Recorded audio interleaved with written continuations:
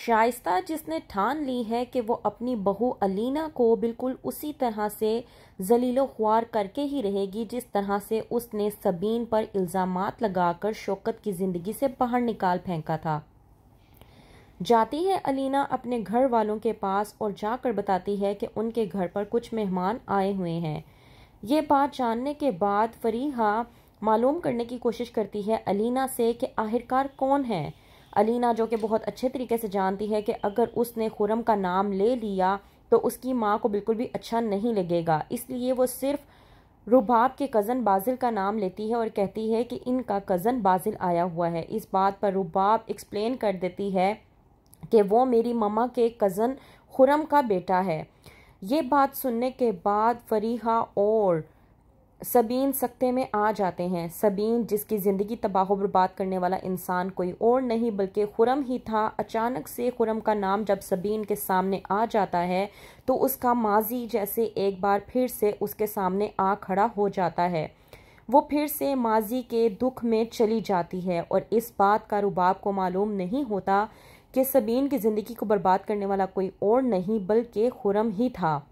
वहीं पर दूसरी तरफ रुबाब फ़रूक के मुतल्लिक तमाम तर बातें सोचकर परेशान हो रही होती है और ये भी उसे मालूम होता है कि सिकंदर ने कहा था कि अगर अब कॉल आई तो फ़रूक को कह देना कि वो उसे कुछ नहीं देगी, और बिल्कुल उसी तरह से होता है। करता है फ़रूक रुबाब को कॉल और धमकाने की कोशिश करता है। इस बात पर रुबाब जब फ़रूक से कहती है कि अब मैं मज़ीद तुम्हें एक पैसा नहीं दूंगी, तुम जो करना चाहते हो वो कर लो, तो इस बात पर फ़रूक जब जवाब देने लगता है तो वहीं पर सिकंदर आ जाता है और रुबाब के हाथ से मोबाइल लेकर फ़ोन स्पीकर पे कर देता है। कहता है फ़रूक रुबाब से कि अगर तुमने मुझे पैसे ना दिए तो मैं तुम्हारा और तुम्हारे घर वालों की इज्जत का ऐसा जनाजा निकालूंगा कि तुम सारी ज़िंदगी याद रखोगी। सिकंदर ये बात जब सुनता है तो उसे बेहद गुस्सा आता है। उसका बस नहीं चलता कि वो मोबाइल में घुसकर फ़रूक का कत्ल कर दे, लेकिन वो कहता है फ़रूक से कि इज्जत का जनाजा निकालने से पहले तुम अपने जनाजे के लिए 4 बंदों का इंतज़ाम कर लो तो तुम्हारे लिए ज़्यादा बेहतर होगा। फ़रूक जब सिकंदर की ये बात सुनता है तो वो हैरान परेशान होकर रह जाता है, क्योंकि उसे इस बात का यकीन नहीं था कि रुबाब सिकंदर को कुछ भी बता सकती है, क्योंकि वो रुबाब को एक कमज़र्फ इंसान समझता था। फ़रूक जो कि परेशानी के आलम में आ जाता है कि वो अब क्या करे, क्योंकि सिकंदर से पंगा तो वो ले नहीं सकता। सिकंदर जो कि फ़रूक को 1 मिनट के अंदर जेल भिजवा सकता है। फ़रूक की चालें हो चुकी हैं पूरी तरह से नाकाम।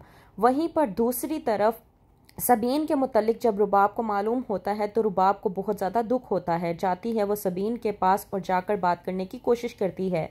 कहती है रुबाब सबीन से कि आप आखिरकार कब तक खुद को अजियत देंगी और कब तक इन अंधेरों में खुद को बंद करके रखेंगी। मैं नहीं चाहती कि आप माजी की यादों में रहकर खुद को अजियतें देती रहें। आप प्लीज़ इन माजी के अंधेरों से बाहर निकल आएं, तो ही आपके लिए बेहतर होगा। आप अपनी ज़िंदगी को पुरसुकून बनाएं। जब रुबाब सबीन से ये बातें कर रही होती है तो वहीं से सिकंदर ये तमाम तर बातें सुन लेता है और थोड़ा सा दिल उसका रुबाब की तरफ से साफ भी हो जाता है। रुबाब जो कि सबीन को तसल्लियाँ देती है और कह रही होती है कि आप ऐसा क्यों कर रही हैं, कि उसको अचानक याद आता है कि हो सकता है कि ये सब कुछ वो उसके डैड की वजह से कर रही हो। वहीं से वो रुबाब सबीन से पूछ लेती है कि आप कहीं ये सब कुछ सिर्फ और सिर्फ मेरे डैड की वजह से तो नहीं कर रही। कहते कहते चुप हो जाती है सबीन, जो कि रुबाब को देखती है और कोई जवाब नहीं देती। तो क्या होगा आगे, किस तरह से सबीन और रुबाब की ज़िंदगी में एक नया मोड़ आएगा, क्या होगा आगे, मज़ीद जानने के लिए देखते रहिए ड्रामा सीरियल चाल।